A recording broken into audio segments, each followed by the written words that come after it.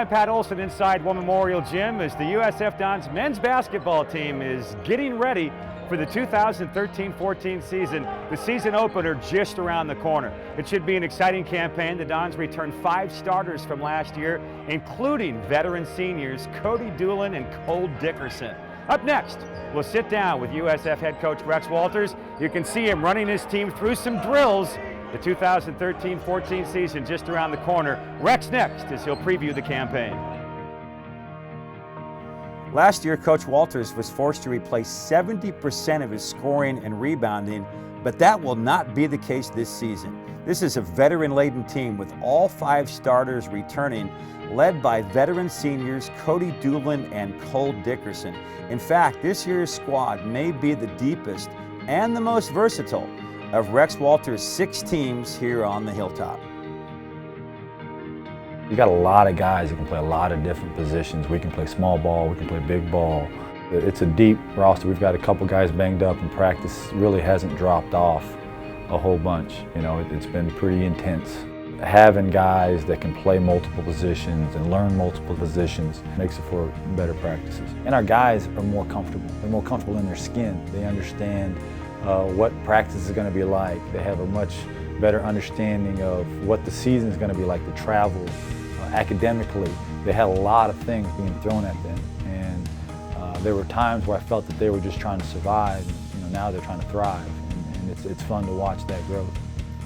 The Dons will rely on 2 veteran seniors, point guard Cody Doolin, who's made 99 starts in his career, and Cole Dickerson, who came into his own last year as a junior when he led the team in both scoring and rebounding. Coach Walters knows the value of these 2 players will go far beyond the stat sheet.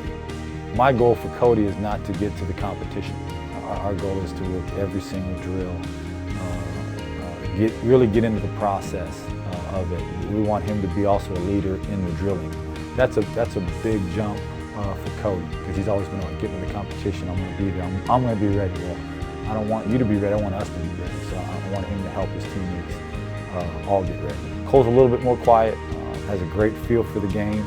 We want him to lay down the gauntlet at the very beginning of every practice, obviously of every game. I do think they're obviously 2 of our better players. They're the ones that have more history and background of things that they've accomplished.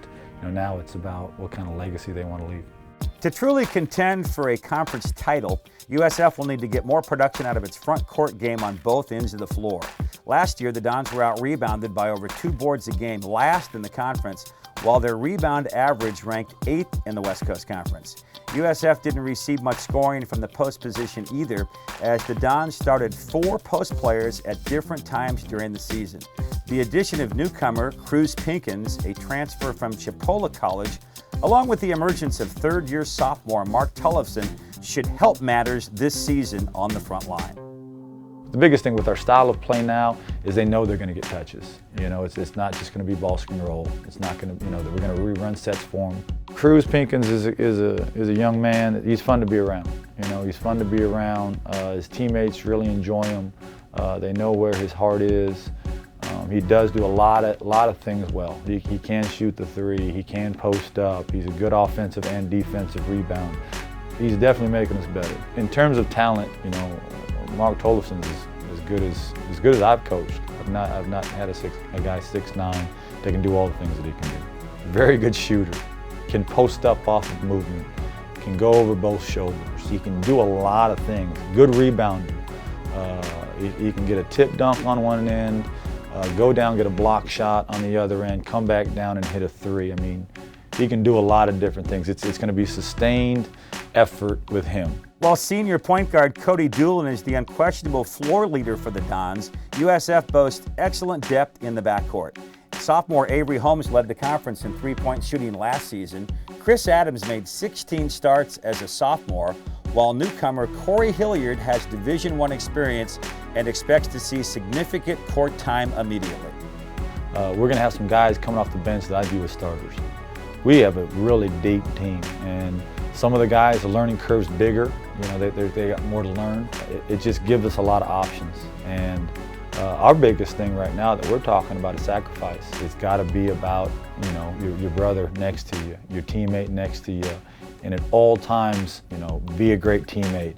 Do your job, it's not enough. What are you going to do to help your teammate do his?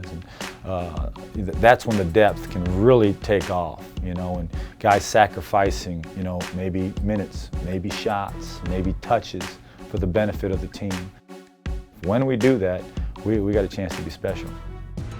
Another newcomer who is no stranger to the team is Matt Glover.